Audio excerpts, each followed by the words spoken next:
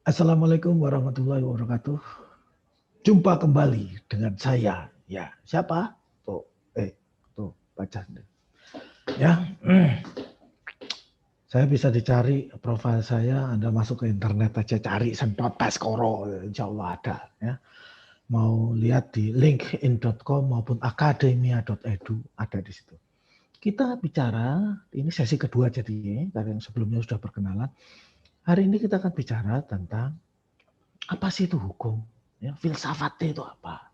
Terus sejarahnya itu seperti apa? Terus sistem hukum itu kayak gimana? Di dunia maupun di Indonesia. Ya, kurang lebih kita akan bicara. Sangat menarik. Kenapa? Pada akhirnya nanti Anda akan banyak berhubungan dengan hukum ini tadi. Kayak gimana? Nanti kita lihat. Pelan-pelan ya. Saya akan mulai share screen sebagai berikut. Oke, sudah ada. Saya bikin play dulu. Mari play. Nah, asal muasal hukum. Kita ngomong asal muasal hukum itu seperti apa? Gini. Pertama yang dilakukan manusia itu adalah, yang pertama jangan lupa kita ngopi dulu. Ya. Saya yang sesi kuliah ini tidak boleh ngerokok sih. Kalau boleh ngerokok itu saya ngerokok. Tapi dimarahin sama ketua STI. Manusia pada awalnya itu adalah mengenal tentang dirinya. Dia mengenal tentang aku. Maka dia akan melakukan segala sesuatu untuk memenuhi kebutuhan akunya tadi, keakuannya tadi. Itu akan dia maksimumkan. Lah ternyata kalau Anda lihat manusia itu ada masing-masing ada yang aku, ada aku, ada. Lah begitu masing-masing menjalankan akunya. Lah kok terjadi gesekan? Terjadi gesekan dengan manusia-manusia lain. Maka aku ini tadi, tatkala dia bergesekan, maka melakukan kesepakatan. Ya. Kesepakatan itulah yang disebut sebagai hukum. Makanya hukum itu intinya adalah, kalau bahasa Latinnya, ius societas, ubi societas, ubi ius. Di mana ada masyarakat, di situ ada hukum. Masyarakat itu apa? Ingat ya, societas itu apa? Lebih dari satu orang itu sudah disebut sebagai societas. Kenapa? Karena terjadi pergeseran antara dua kepentingan, dua aku ini. Nah, gimana cara kita ngakalin dua aku ini supaya bisa harmoni? Maka timbullah hukum. Ini menjadi inti utama bahwa hukum itu datangnya belakangan. Kenapa? Dia mengatur kalau udah terjadi gesekan. Kalau nggak ada gesekan, nggak diatur. Jadi kalau dibilang hukum itu selalu ketinggalan zaman, ya tidak salah. Hukum itu diciptakan kalau ada masalah. Kalau nggak ada masalah, nggak ada hukumnya. Oke? Nah, maka terjadilah harmonisasi. Itu adalah asal muasalnya hukum. Kemudian kita lihat tatkala antar individu dengan individu yang lain atau individu dengan masyarakat terjadi interaksi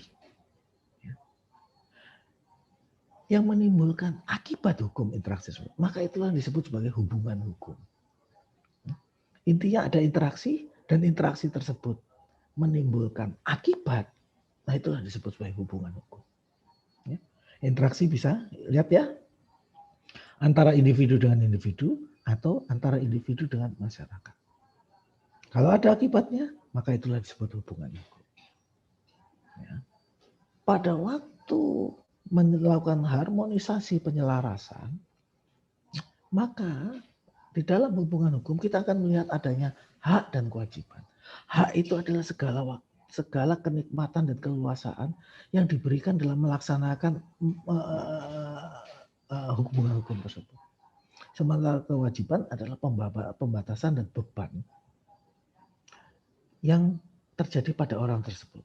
Hak di satu individu bisa menjadi kewajiban di individu yang lain.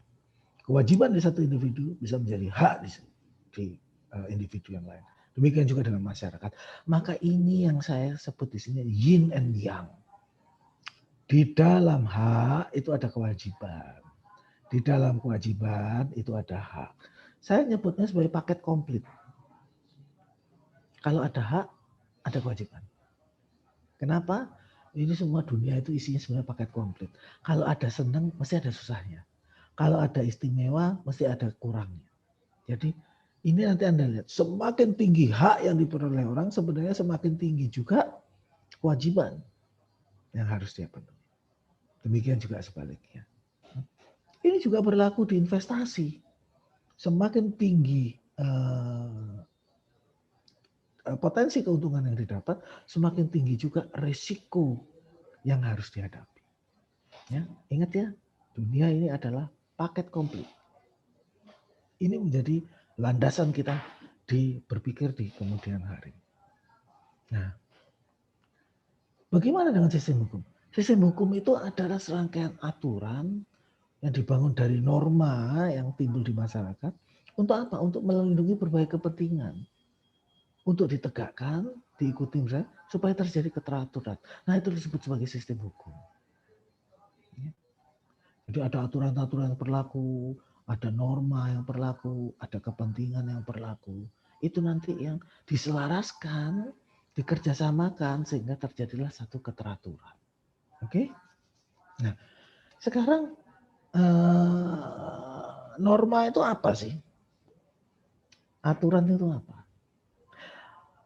Aturan itu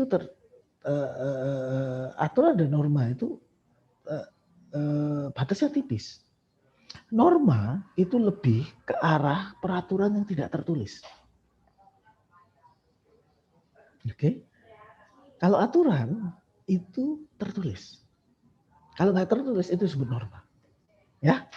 Nah, kepentingan yang kita lihat tadi kan, tadi ada aku. Baik yang mayoritas maupun yang minoritas, ini dilindungi. Bagaimana cara mereka melihat mayoritas, bagaimana cara melihat minoritas, siapa yang diutamakan, siapa yang disisihkan, itu tergantung dari masyarakat tersebut. Ya, maka sistem hukumnya tadi harus mengikuti perkembangan masyarakat tersebut. Nggak bisa berlaku universal semua, enggak. Ya, dia akan mengikuti rasa keadilan, kepentingan, norma yang berlaku di masyarakat tersebut. Oke, kita dapat nih satu sistem hukum. Nah, fungsi hukum, ya, nah ini yang tadi yang pertama ya. Ini tradisional sebagai social control. Kalau ada konflik diselesaikan, timbul hukum. Kalau ada masalah diselesaikan, timbul hukum.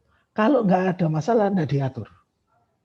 Oke, nah jadi harus ada kasus dulu, solusi, jadi hukum.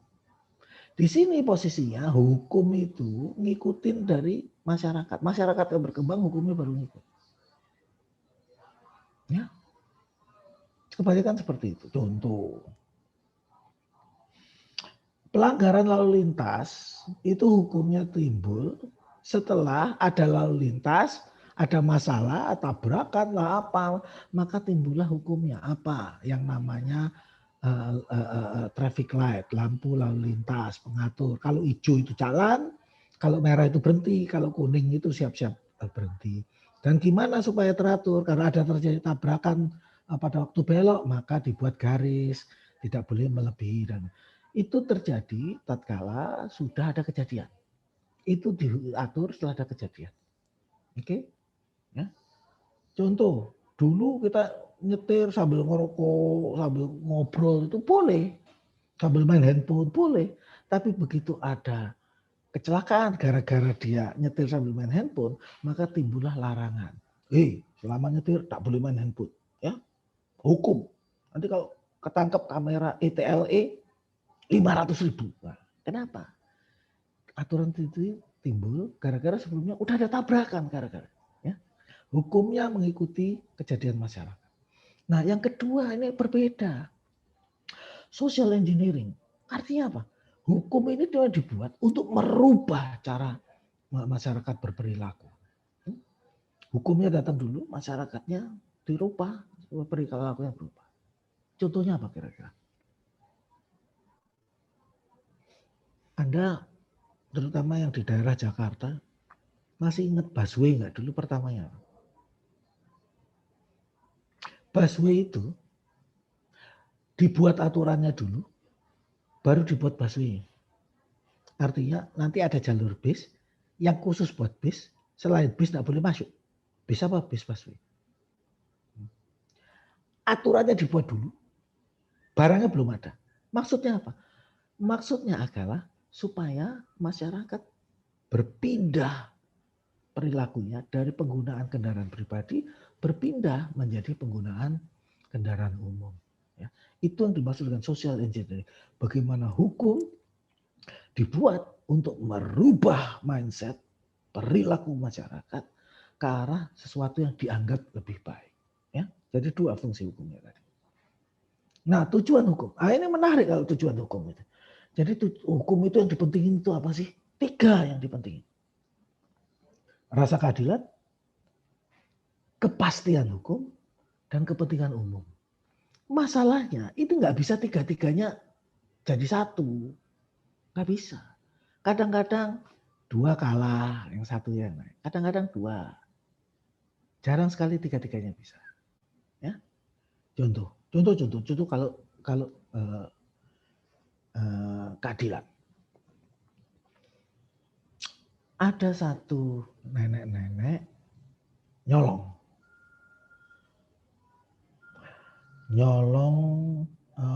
kayu di perhutani, milik perhutani. Kalau keadilan dilepas, kenapa? Nenek-nenek hidup aja susah kok mau dihukum, ya sudahlah. Dia juga butuh kesalahan keadilan, dia cuma ditegur tapi dilepas. Itu keadilan. Kalau kepastian hukum, nggak peduli. Mau nenek-nenek, mau remaja, mau dia pengangguran, mau orang kaya raya, kalau nyolong itu dihukum. Ini kepastian. Kelihatannya dua-duanya bagus ya, tapi ini sebenarnya bertentangan keadilan sama kepastian. Kalau Anda melakukan satu usaha di satu daerah baru, Anda itu perlu tahu kan sebenarnya yang jadi aturan itu apa sih? Nah, kalau Anda butuh yang jadi aturan apa, resikonya apa, maka yang Anda cari itu kepastian. Soalnya begitu Anda ngomong keadilan, rasa keadilan itu sangat subjektif. Tergantung dari kondisi masyarakat setempat. Jadi sangat subjektif. Nah, sudah, ini nanti ada lagi kepentingan umum. Kepentingan umum itu bisa lain lagi. Contoh, itu tadi nyolong, ya ternyata apa yang dilakukan? Kepentingan umumnya adalah, ternyata yang dihukum itu adalah perhutaninya. Kenapa? Dia tidak bisa menyediakan sarana pemberdayaan manusia, lingkungan, masyarakat yang ada di sekelilingnya. Maka kepentingannya adalah bagaimana perhutani menyelamatkan kawasan hutannya dengan tetap melakukan penjagaan lewat masyarakat sekelilingnya. Agak beda jadinya kan? Oke?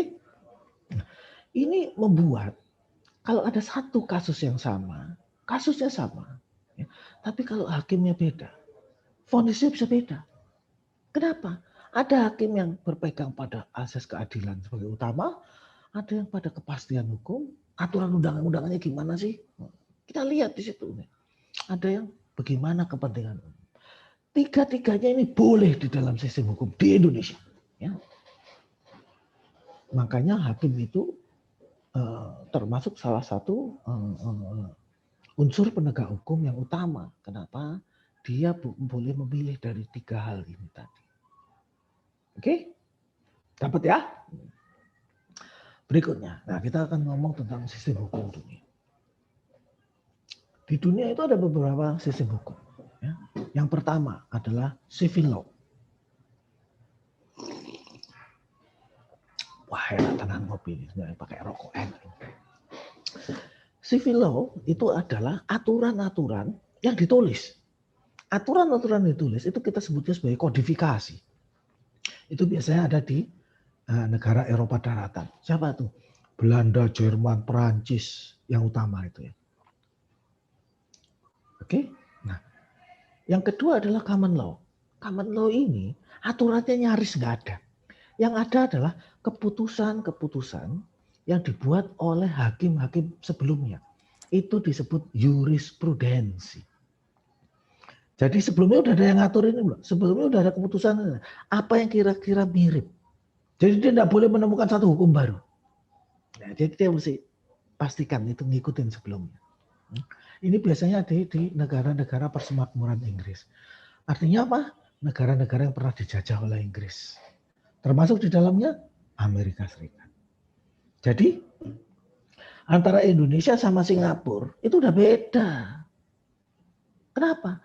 Indonesia itu bekas jajahan Belanda, civil law. Singapura itu bekas jajahan Inggris, common law. Bedanya, contoh, Anda kalau sering nonton film, film itu juga ada gunanya. Di peradilan. Film-film Hollywood, peradilan itu adalah ada hakim depan, terus kemudian ada pengacara, ada penuntut. Oke? Lah, ini saling ngomong. Wow.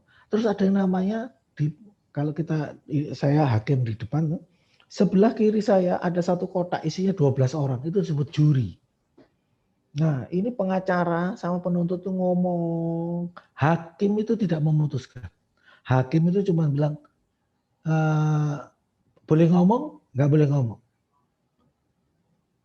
Dipotong atau diteruskan omongannya. Diterima atau ditolak argumennya. Oke? Nah, sementara yang memutuskan bersalah atau tidak itu adalah juri. Jadi tapi juri nggak boleh nanya, juri diem main dengerin, dia nggak boleh nanya. Setelah selesai, semua udah kelar ya, oke. Nah, juri masuk, juri akan melakukan diskusi sampai mereka dapat satu kesepakatan. Kenapa jumlahnya 12? Supaya mayoritas. Jadi tidak mungkin 6-6. Yang terjadi adalah 7-5 paling jelek. Ya. Jadi tidak bisa, bedanya tipis tidak bisa. Bedanya akan jadi 7-5. Ya, 6-6 tidak mungkin. Kalau 6-6 draw, dia harus rapat lagi sampai ketemu. Maka di akhir perkara, hakim akan, oke, juri udah dapat keputusan sudah. Apa keputusanmu? Bersalah, guilty, atau tidak bersalah? Not guilty. Nah, kalau disebut guilty, nah baru hakim bilang, oke, karena kamu bersalah, hukumanmu adalah ini. Yang menentukan hukumannya hakim. Yang menentukan dia bersalah atau tidak, juri. Itu kalau di common law. Kalau di civil law lain. Hakim itu bertindak sebagai ngatur sidang. Hakim itu juga boleh tanya. Hakim itu juga memutuskan bersalah atau tidak. Dan hakim itu juga yang memutuskan hukumannya apa. Bedanya di situ. Oke? Nah, common law itu yang jadi juri itu adalah orang-orang yang dipilih secara acak. Ya, masyarakat umum, ada yang dokter, ada yang ahli hukum, ada yang kuli bangunan, ada yang tukang sayur, macam-macam dipilih acak. Nah, kalau mereka dipanggil oleh pengadilan sebagai saksi, maka mereka tidak boleh mengelak kecuali ada hal khusus banget yang baru boleh. Nah, kalau mereka dipanggil itu, maka kalau dia karyawan nggak boleh dipecat. Kenapa? Karena itu kayak panggilan negara. Ya. Masalahnya sidang itu bisa cepat, bisa lama. Nah kalau nggak nemu-nemu lagi, diulang lagi sampai jurinya yakin dan memutuskan bersalah atau tidak. Ya. Kalau di Indonesia semua hakim. Hakim di Indonesia harus jumlahnya ganjil. 1, 3, atau 5. Oke. Kalau sederhana 1. Kalau sedang 3. Kalau kompleks 5 hakimnya. Oke. Itu adalah 2 sistem hukum yang paling populer di dunia. Nah kita juga punya hukum komunis. Hukum komunis intinya cuma sederhana. Bahwa semuanya itu adalah milik negara. masyarakat itu hanya dipinjemin. Karena dia milik negara, maka dia mengatur segala sisinya. Yang paling kelihatan itu ada di dulu Soviet sama Cina. Anak itu bukan milik orang tuanya, tapi milik negara. Jadi kalau negara, wah ini anak ini bisa dijadiin atlet senam, ya diambil, diurusin sama negara. Di sistem komunis yang masih ketat, Anda bekerja dibayar negara. Perkara ada yang pakai atau tidak jasanya tidak peduli. Jadi Anda didesain negara, Anda jadi tukang cukur, ya nyukur aja. Dibayar tetap. Mau nyukur 10, 20, 200 atau 0, bayaranmu tetap. Ya jadi tukang cukur. Enak buat orang males apa? Nggak perlu repot-repot ya, dapat pekerjaan dari negara. Cuman buat orang-orang yang mau berkembang sulit. Kalau negara bilang kamu tukang cukur sampai mati tukang cukur. Maka aturan-aturan yang timbul itu semuanya lebih ke arah bagaimana mengamankan negara. Hak individu minimum. Konsekuensinya menjadi lebih luas karena minimum. Oke. Gusur-menggusur biasa. Kenapa? Oh itu tanah negara, tinggal diambil gitu aja. Dikasih apa? Ya kamu tak kasih rumah, tak kasih rumah, tapi jauh. Itu bagian dari komunisme. Perkara di sana nggak dapat kerja atau apa, itu urusanmu. Kenapa? Nanti kerja tak kasih. Kerjanya apa? Belum tentu sesuai, tapi yang penting dikasih. Ada enaknya semua ya, ada enaknya dan tidak enaknya. Oke. Kemudian kita punya hukum Islam. Hukum Islam itu adalah turunan dari Al-Quran dan hadis. Dan tentu saja harus ada tafsirnya. Ya. Soalnya kalau Al-Quran sama hadis saja tidak komplit. Kok bisa nggak komplit? Contoh, Al-Quran sama hadis itu tidak menyebutkan mobil itu jalan di kiri atau di kanan. Tidak ada. Oke. Wanita itu boleh nyetir atau tidak. Tidak ada. Nah, itu nanti turunannya itu nanti yang mengatakan seperti itu. Ya. Kemudian ada hukum kanonik. Hukum kanonik adalah hukum gereja. Dalam hal ini adalah gereja Katolik. Itu akan membahas tentang hal-hal yang saat ini lebih ke arah peribadatan sama tata sosial kekeluargaan. Kita juga mengenal berikutnya adalah hukum adat. Hukum adat ini sifatnya lokal dan biasanya nggak tertulis. Ada banyak hukum adat. Ini adalah secara umum sistem hukum yang berlaku di dunia. Dengan pengetahuan ini, maka Anda bisa tahu kalau saya mau berhubungan dengan satu daerah, satu negara, kira-kira hukum yang berlaku seperti apa. Nah, kalau terjadi perselisihan hukum, umpamanya antara Indonesia dengan Malaysia, kita melakukan perdagangan. Nah, kita pakai hukum yang mana? Yang satu civil law, yang satu common law. Bagaimana? Bingung. Nah, biasanya kita selesaikan dengan adanya hukum internasional yang berlaku umum pada perdagangan. Apa itu? Kita nyebutnya sebagai ICC. ICC itu adalah International Chamber of Commerce. Kamar Dagang Internasional. Dia secara sepakat bilang, oh kalau FOB itu kayak gimana, oh asuransi itu kayak gimana, oh COD itu kayak gimana, oh ex-work itu kayak gimana, itu diatur. Ya. Sehingga meskipun civil law, common law, kita dua-dua di perjanjian menundukkan diri. Kalau ada ribut kita pakai ICC, dalam hal ini in court terms, nah, maka ya sudah, yang berlaku adalah hukum tersebut. Oke? Itu sistem hukum dunia. Berikutnya. Nah ini tadi yang kita ngomong hubungan hukum, objek hukum. Ini contohnya nih ya. Ati beli tanah tuh dari Rini. Kejadiannya itu. Ati beli tanah dari Rini. Ati dan Rini itu adalah subjek hukum. Pelaku. Tanah itu adalah objek hukum. Yang diperjualbelikan. Objeknya tanah. Pada waktu terjadi pembelian, itu disebut sebagai peristiwa atau perbuatan hukum. Nah, begitu pindah pemilik, namanya juga beli, kepemilikan tanah dari Rini pindah ke Ati, duit dari Ati pindah ke Rini, itu disebut sebagai akibat hukum. Dengan demikian nanti anaknya Rini nggak bisa nuntut tanah tersebut. Kenapa? Akibat hukumnya telah terjadi perpindahan kepemilikan sehingga si anak tidak bisa menuntut dari situ. Ya. Contohnya gampang, tapi nanti Anda bisa tahu, oh yang disebut subjek hukum itu siapa, objek hukum itu apa, peristiwa perbuatan hukum apa, dan akibat hukum itu seperti apa. Ya, itu logikanya. Saya mau balik sekali lagi, ini ada menarik.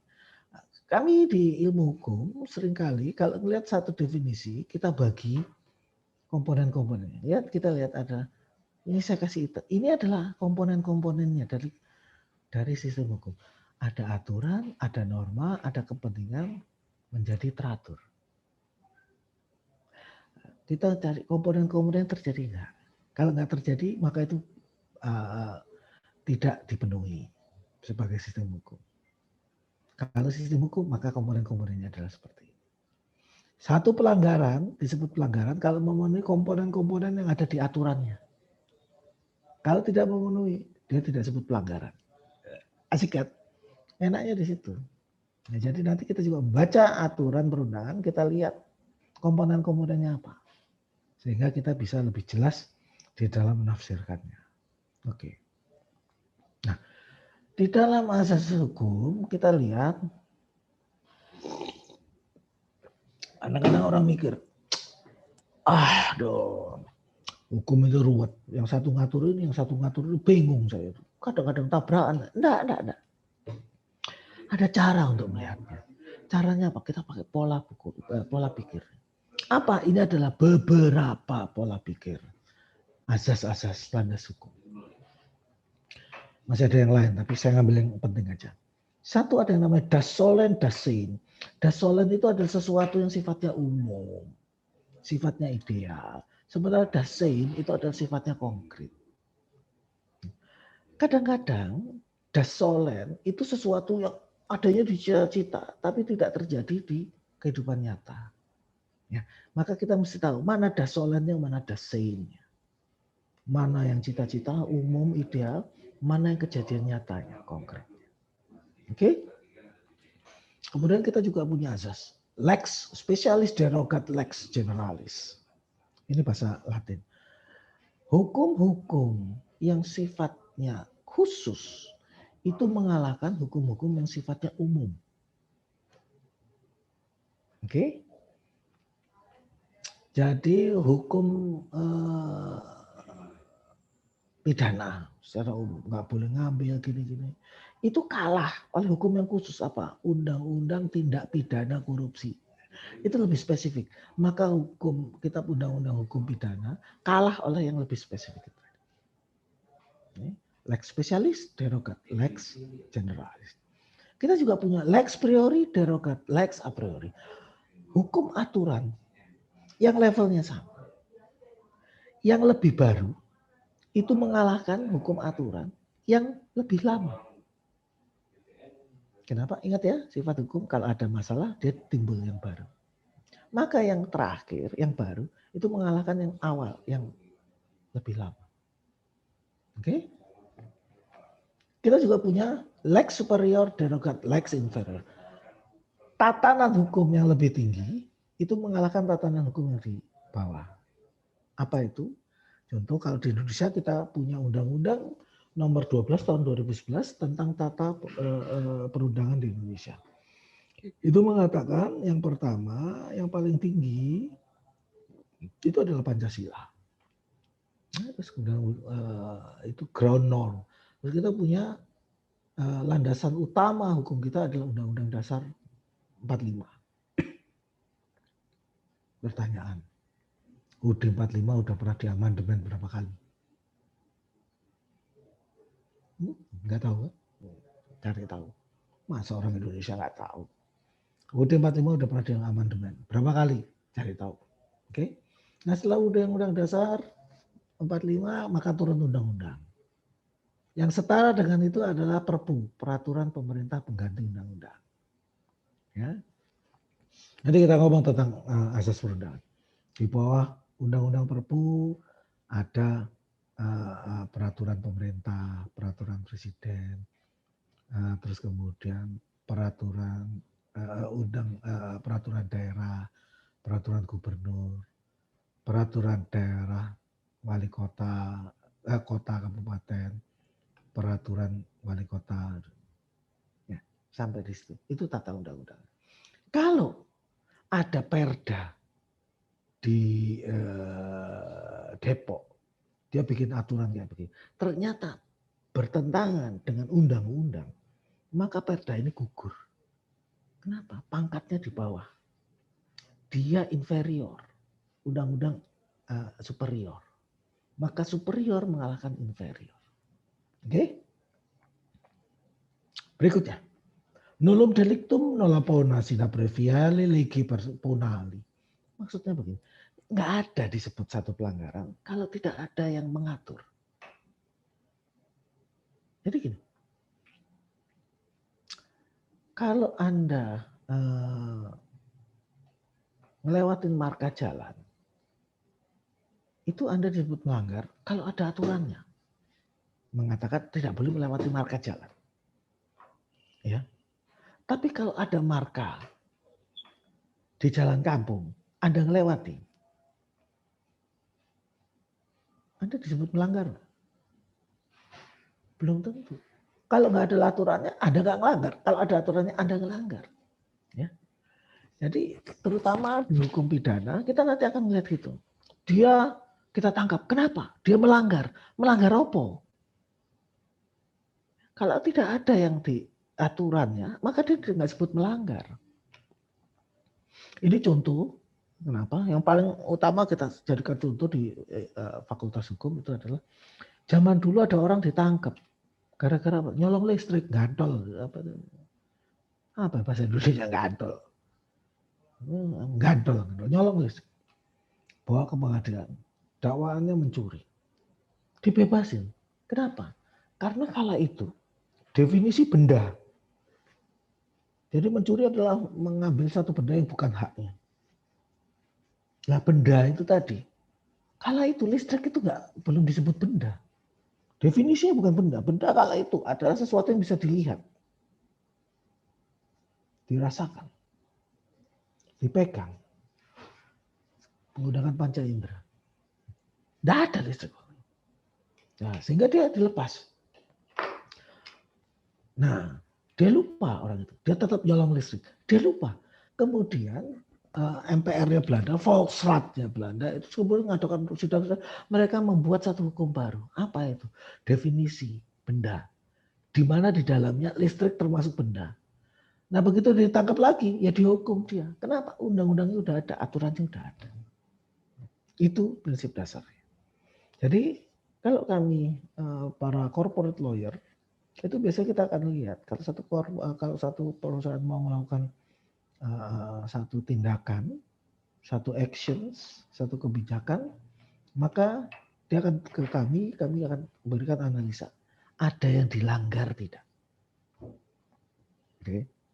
Nah itu kita sebut sebagai legal audit. Nah berikutnya, ini terutama di Indonesia, kita punya azas praduga tak bersalah, presumption of innocence. Orang akan dianggap tidak salah sampai dengan dibuktikan salah. Ya. Jadi tuduh menuduh itu tidak benar. Ini sangat sesuai dengan hukum Islam. Apa? Jangan suka suuzon, prasangka jelek, kecuali ada bukti kuat. Ini digunakan. Ya. Nah, kalau Anda lihat kadang-kadang orang itu orang nyolong gitu kok dilepasin aja. Hati-hati. Ada lagi satu asas, nggak saya tulis tapi saya bicarakan. Hakim itu punya satu prinsip. Hakim yang benar, dia punya prinsip. Lebih baik kami melepaskan orang yang bersalah daripada kami menghukum orang yang tidak bersalah. Kenapa orang yang bersalah tadi dilepaskan? Sederhana. Alat buktinya kurang. Alat buktinya itu apa? Nanti kita lihat berikutnya. Kalau semua ditaruh di sini, udah berapa jam? Lumayan lah, masih banyak. Ya. Alat buktinya kurang. Apa? harus ada 2 alat bukti. Nah ternyata cuma 1. Maka dengan berat hati ya dilepas. Oke, itu asas hukum. Terus kemudian kita masuk ke sistem hukum. Sistem hukum, sejarah. Di Indonesia kita itu dulu itu adanya cuma 2. Yang pertama banget kita punya namanya hukum adat. Ya, hukum adat itu macam-macam. Ada yang terasa banget sampai sekarang itu tinggal sedikit.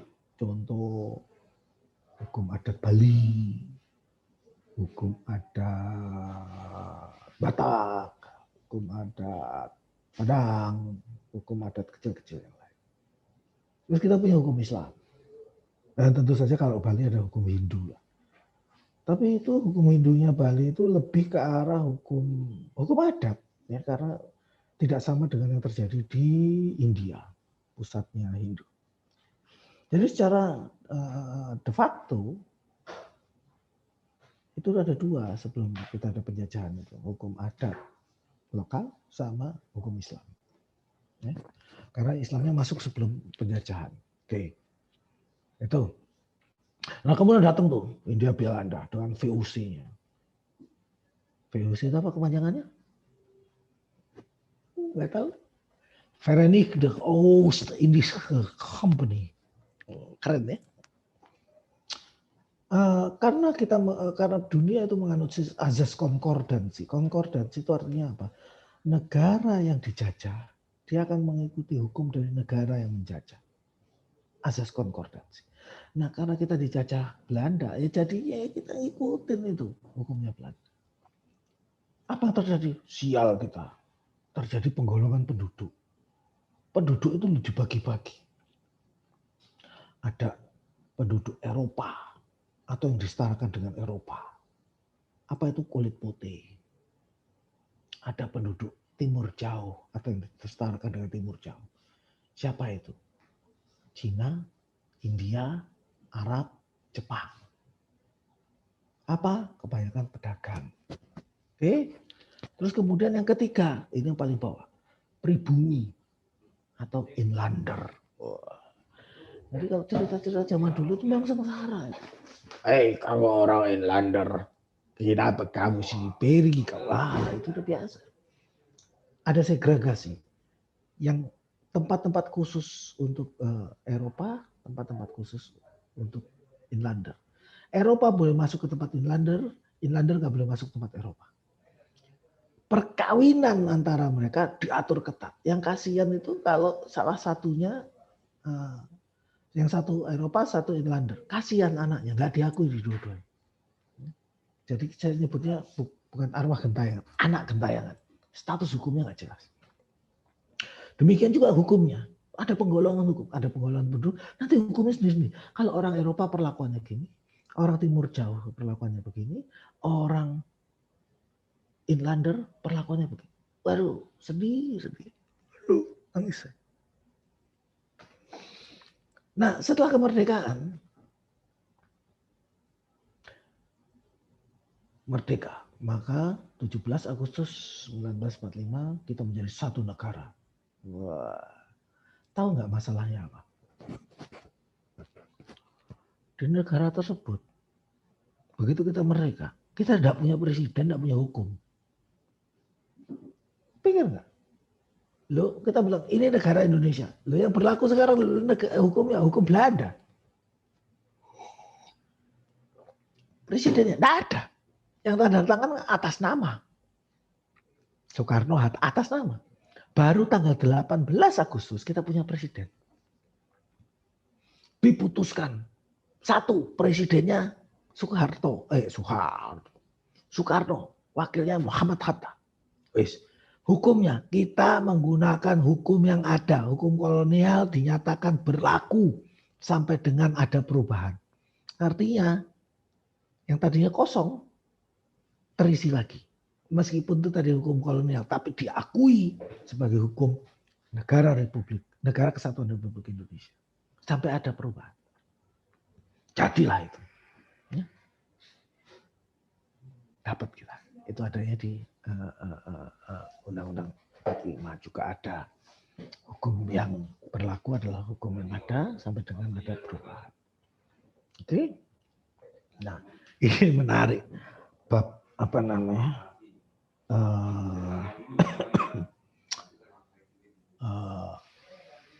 Perintah harian presiden pertama. Jadi presiden pertama Republik Indonesia setelah ditetapkan sebagai presiden, maka dia mengeluarkan perintah harian, instruksi harian. Perintah harian itu adalah sesuatu yang tidak tertulis, tapi dilaksanakan karena kekuasaan. Tahu nggak perintah harian pertama dari Bung Karno setelah rapat tanggal 18? Mengagetkan. Terus saja oke, break. Bung Karno mengeluarkan perintahnya pertama, panggil tukang sate, kita makan sate. Itu adalah perintah pertama Soekarno sebagai Presiden Negara Kesatuan Republik Indonesia, panggil tukang sate. Tapi itu real, saudara-saudara. Ya. Nah, maka setelah itu kita melakukan beberapa perubahan konstitusi, ingat ya. Ada UUD 45, terus kemudian Undang-Undang Dasar Sementara 50 dan sebagainya. Akhirnya kita kembali lagi. Setelah kemerdekaan pada akhirnya kita kemudian mengenal pembagian antara hukum publik dan privat. Hukum publik itu adalah yang sifatnya umum. Kita nyebutnya biasanya hukum pidana. Hukum privat itu sifatnya adalah perseorangan pribadi, kita nyebutnya perdata. Kurang lebihnya seperti itu. Meskipun pada akhirnya terjadi pergeseran untuk semakin tumpang tindih antara pidana dan perdata ini. Ya, itu di sistem hukum sejarahnya ya. Nah di Indonesia sendiri apa? Ternyata di Indonesia itu sistem hukumnya macam-macam. Kita nyebut hukum positif. Hukum positif itu adalah hukum yang berlaku secara umum oleh satu negara. Kita nyebutnya kadang-kadang hukum negara juga. Apa? Ada hukum pidana, ada hukum perdata, ada hukum tata usaha negara, administratif, ada hukum militer, ada hukum konstitusi. Apa hukum konstitusi? Umpamanya peraturan melawan peraturan atau perundangan. Itu konstitusi. Pemilihan umum itu konstitusi. Ya. Ada lagi, masih ada lagi. Ada hukum laut. Ada macam-macam hukum. Nah, di sisi lain kita juga punya hukum Islam. Apa aja hukum Islam? Saat ini, sebelumnya hukum Islam itu cuma ngurusin perkawinan, perceraian, anak, keluarga, waris, wasiat, hibah. Udah, itu aja. Ya. Tapi sekarang hukum Islam juga mencakup perselisihan hubungan dagang syariah. Ekonomi yang berbasis syariah itu juga ditangani oleh hukum Islam. Hukum adat itu masih ada. Ya, contohnya kayak di Bali, Medan, Batak, Padang. Mana yang berlaku? Nah ini menarik. Orang milih kadang-kadang. Contoh. Yang paling gampang itu waris. Gini. Suami istri, anak 3. Suami istri, anak lakinya 1, perempuannya 2. Ya, situasi gitu. Mati ini si bapak. Suami mati. Warisnya gimana? Ada banyak pilihan. Yang pertama, suami istri, anaknya 3, agamanya apa? Ahlu Islam semua, kita pakai hukum Islam. Perginya kemana? Ke pengadilan agama. Kalau salah satu, suami, istri, atau anak itu, ada yang tidak Islam, dia bisa pergi ke pengadilan perdata. Hukum negara. Pembagiannya beda. Kalau hukum Islam, yang mati suami ya, istri dapat 1/6 dari total harga. Sisanya, ya anak lakinya 1, perempuannya 2, berarti perempuan 2 kali dari laki 2 kali dari perempuan. Anak lakinya dihitung 2, perempuannya 1, 4. Ya, yang pertama 1/6-nya diambil.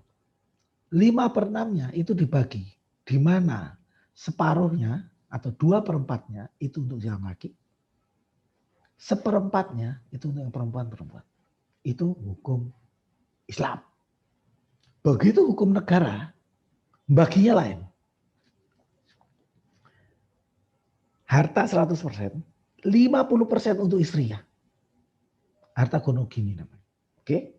Yang 50% dibagi siapa? Dibagi 3? Enggak, dibagi 4. Siapa? Istri, anak laki, anak perempuan. Hukum negara.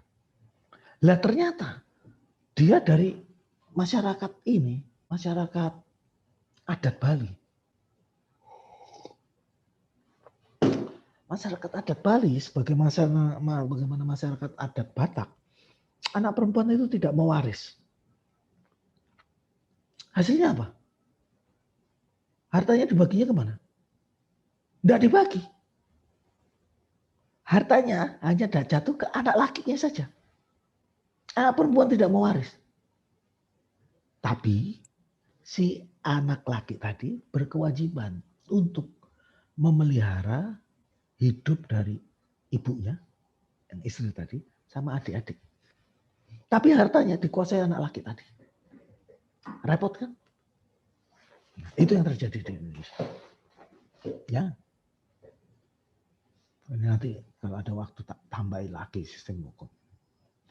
Oke? Nah ini tentang bagaimana hubungannya sistem hukum dengan ekonomi. Ya kita lihat ya. Jangan lupa ada yang namanya hukum ekonomi. Itu adalah hukum yang berlaku dan mengatur, mengikat tentang hal-hal yang terkait ekonomi. Jadi objeknya itu adalah ekonomi. Yang melakukan itu adalah hukum. Subjeknya hukum. Nah udah tahu kan tadi subjek objek. Objeknya ekonomi, subjeknya pelakunya hukum. Nah kalau ekonomi hukum lain. Ekonomi tadi sebagai subjek, objeknya hukum. Di dalam melakukan hukum tadi pertimbangan ekonominya apa? Ya. Ini tidak selalu negatif. Contoh, pada waktu kita memberlakukan satu aturan, kita juga memperhitungkan kira-kira dampak ekonominya gimana. Contoh-contoh paling gampang. Indonesia melakukan lockdown atau tidak. Itu faktor ekonomi mempengaruhi. Ya. Akhirnya kita pakai ya antara lock sama nggak lock ya, separuh-separuh. Cuman ternyata itu lebih baik dibanding kalau lockdown total. Lockdown total, waduh tutup semua. Nah itu kita lihat. Tapi kalau di loss bener, mati semua. Nah Indonesia pakai tarik ulur. Dan ini tidak banyak negara melakukannya. Jadi jangan bilang bahwa Indonesia salah. Tapi jangan bilang Indonesia benar 100%. Nggak. Kita semua ini saling mencoba.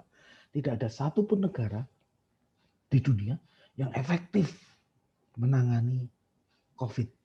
Kecuali Cina. Kenapa? Cina bilang lockdown. Nah, kok bisa? Bisa udah negara komunis. Tinggal paksa aja. Lu kamu jalan-jalan tak tembak. Mati dia. Lockdown. Tapi kenapa orang nurut? Dikasih makan. Disuplai kebutuhannya. Lu kok bisa? Cina kaya loh. Nah, maka dia bisa. Kalau kita begini, lockdown. Nggak makan, Pak. Ya banyak-banyak berdoa. Repot. Kita tidak bisa melakukan lockdown karena duit kita nggak cukup untuk menyokong itu. Atau yang paling efektif penanganannya itu di Korea Utara. Pagi dilaporkan positifnya 3, sore udah 0. Paginya 4, sore 0. Kok bisa? Tembak mati semua. Dihilangkan penyakit dalam arti dihilangkan penderitanya. 0 udah nggak ada penyakit. Oke, itu ekonomi hukum. Nah, ini tadi yang berikutnya tadi kita udah bahas yang itu. Sebagai social empowerment, dia memperkuat tatanan masyarakat. Bagaimana hukum tersebut membuat masyarakat tetap teratur. Ya, sehingga mengurangi berbagai konflik. Nah, di sisi lain sebagai social engineering, bagaimana dia merubah tatanan. Ingat ya contoh yang paling gampang, busway. Kurang lebihnya seperti itu. Udah ada lagi? Oh, terakhir. Ini tadi yang saya katakan antara publik dan private. Pidana itu prinsipnya adalah orang, individu, melawan masyarakat yang diwakili oleh negara. Ya, nggak perlu ada aduan tuntutan. Kalau bunuh, ada yang ngelapor atau tidak melapor, ada yang keberatan atau tidak keberatan, tetap aja ditangkap. Ya, nggak perlu butuh laporan. Di sini hakim sifatnya mencari kebenaran hakiki. Yang sebenarnya mana sih yang salah? Ya. Dia cari kebenaran itu dengan berbagai cara. Nah kalau perdata, itu adalah sifatnya antara orang dengan orang. Orang ini tadi bisa manusia biasa, bisa bentuknya badan hukum. Ya. Jadi bisa orang sama orang, orang dengan badan hukum dengan badan hukum. Tapi hanya berlaku untuk mereka saja. Apa? Mereka menganut pasal 1328. Perjanjian adalah undang-undang bagi mereka yang membuatnya. Jadi mengikat cuma orang yang membuat aja. Di luar itu tidak mengikat. Pelanggarannya harus berdasarkan aduan. Kalau nggak ada aduan ya nggak ditangani. Begitu dia ngadu ke hakim, hakim itu pasif aja. Dia nggak nanya. Masing-masing mengajukan argumen. Yang dicari dari hakim itu adalah kebenaran dokumen. Jadi gini, Anda nuntut ke saya bayar utang. Saya muter.